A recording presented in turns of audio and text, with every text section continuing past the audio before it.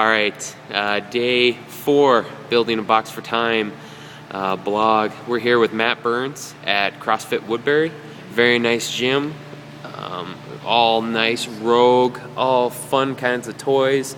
Put me through a heck of a workout. That is an 88-pound hog leg like you wouldn't believe. It's fun to swing. So, Matt, yeah, there we go. I'm working on the one-arm snatch. So how long you been in business, Matt? We got here in the middle of October. Okay. Since we're in Minnesota, it's just a little too cold to be working out of the garage, so it's kind of under a little pressure to find a place. I got a place here that's a little more than I wanted, but it's definitely a place where we can grow into. And I had enough equipment already purchased that I would be able to fill it fairly well. I'd like to expand the eye rate there just a little bit and maybe put it against the wall.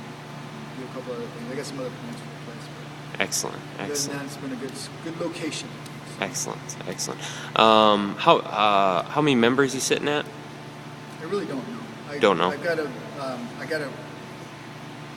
account on Beyond the Whiteboard. I issue everybody a Beyond the Whiteboard invitation to my thing. I pay for that. Excellent. And I have 27 members on that. So awesome. I'm assuming I have at least that many.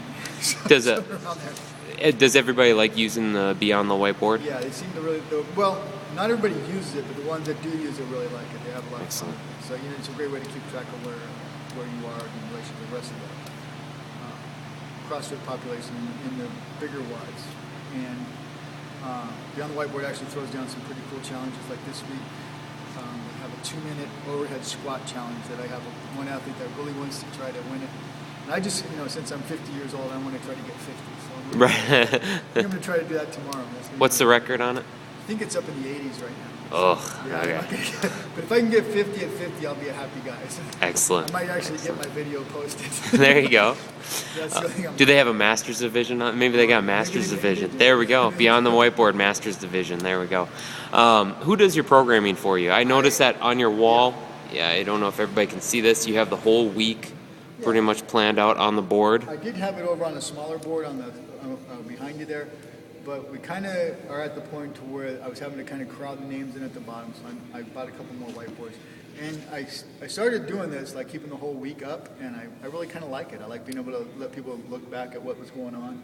Unfortunately, this is where we do our handstand push-ups too, so a couple of days get smeared. Just ask them not to smear the current wad. Excellent. Help it. So that's kind of where we end up there.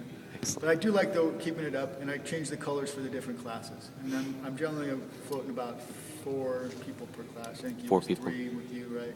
Total, Okay. Yeah. total. Yep. That's usually about all I'm getting. Okay. I end up with about 20 a day. Okay. And you do all your programming? I do all the programming. And the programming method that I'm kind of using is one I had some pretty good success with at CrossFit SoCal when I was a firefighter in San Diego. They did 4 out of 5 days they did a strength component, and then 3 out of the 4 weeks they had the strength component. They had their non-strength component day on Friday. I put mine in the middle of the week on Wednesdays, and I generally run just a CrossFit endurance workout that day. So if people that want to work out 5 or 6 days a week are going to get that little midweek break. Gotcha. So I'm not crushing them every day. Excellent. I like to get just break it up a little bit for them, get them some monostructural and almost like an active recovery, but Gotcha. a little more of an ass whooping than that. Gotcha. Something significant, but not. I definitely had the ass whooping today, I think. This wasn't the rest day. This was not recovery. Excellent. All right, last question for you is advice for, I'm just going to open a box. What's your best advice for me? Or anybody else looking to open their box? I go back to, I guess what coach says is always just be the best. Basically, chase excellence. Don't chase the money. Just do it because you want to open and coach people and improve their lives. Don't try to make CrossFit improve your life. Your life is CrossFit's going to improve your life because you participate in CrossFit. It's not going to improve your life to open a box. The improvement's going to be the vicarious feelings you get through your athletes' improvements. That's where you should feel good, and not just because you got 100 members in your box. At least, I'm assuming that's what it feels like. I don't have 100 members, but Right. you don't want to find that as the levels of success. You want to take your levels of success and the success of your athletes. Right. That's how I look at it anyway. But then again, I am retired, and I get a pension, and I don't have to really do this for money. So, Excellent. So there's going to be Excellent. balance. You got to keep that balance. So other than that, I really don't know except learn everything you get as many certifications as you can. I wish I could tell you a cert that I went to that you don't need to go to, but there isn't. I've been to quite a few. I think the best one is CrossFit Kids.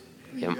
They actually spend some time teaching you how to coach. Right. While the other ones kind of just go through the moves.